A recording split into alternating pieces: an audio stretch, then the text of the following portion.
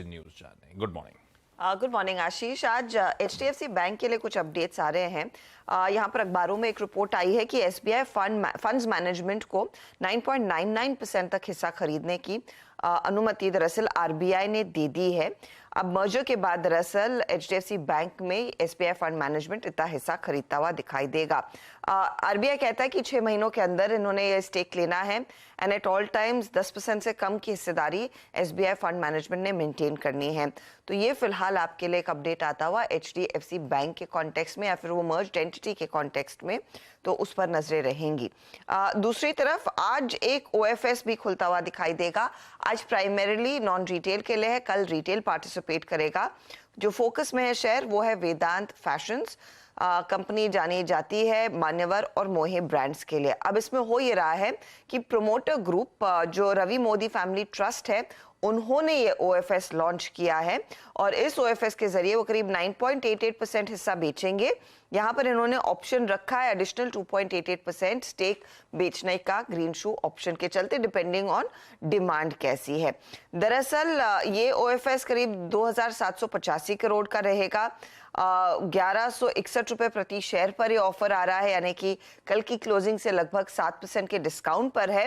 और ये OFS इसीलिए आ रहा है क्योंकि दरअसल इनको मिनिमम शेयर होल्डिंग नॉर्म्स को मीट करना है। तो ऐसा नहीं है कि कंपनी के प्रोमोटर्स खुद ऑफलोड करना चाहते हैं, यहाँ पर उन नियमों के पालन के लिए उनको दरअसल ये स्टेक ऑफलोड करना पड़ रहा है। तो इस OFS में आज नॉन रिटेल पार्टिसिपेट करेगा, कल रिटेल की बारी रहेगी और रिटेल को ऑफ कोर्स के लिए 10% अतिरिक्त हिस्सा यहाँ पर रिजर्व रखा है, तो वो स्टॉक आप रेडार पर रखेंगे। अब नतीजों पर आते हैं तो वायदे बाजार के लिहाज से REC एक स्टॉक जो आज रेडार पर रहेगा, जहां पर ब्याज से आय में हमने देखा है 12% तक की गिरावट देखने को मिली है। 3406 करोड़ का यह आंकड़ा आया।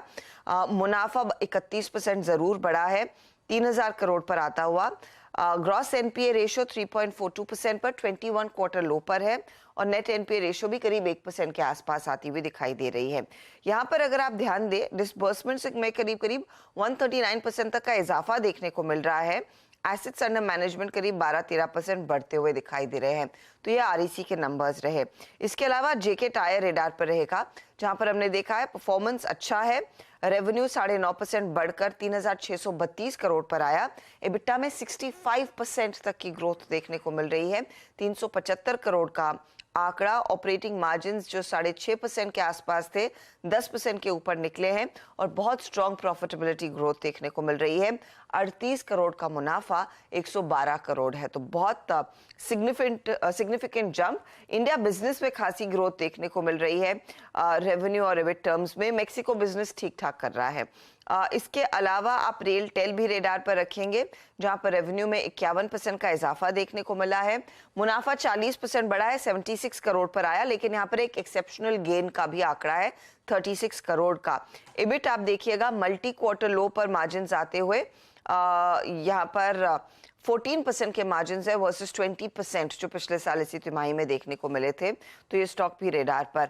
जिंदल स्टेनलेस के नतीजे आए, वहां पर दबाव है। नेट प्रॉफिट 13% घटा, रेवेन्यू एकदम फ्लैट है।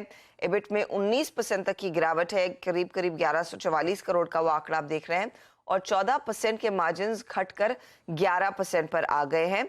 वर्लपूल भी स्टॉक रेडार पर रखेंगे क्योंकि ये एक फीकी तिमाही रही है। रेवेन्यू 2% नीचे आया है। ग्रॉस प्रॉफिट मार्जिन्स भी करीब 31.6% पर आता हुआ। EBITDA में करीब 28% तक की गिरावट है, 106 करोड़ का आंकड़ा और मुनाफे पर भी दबाव देखने को मिल रहा है।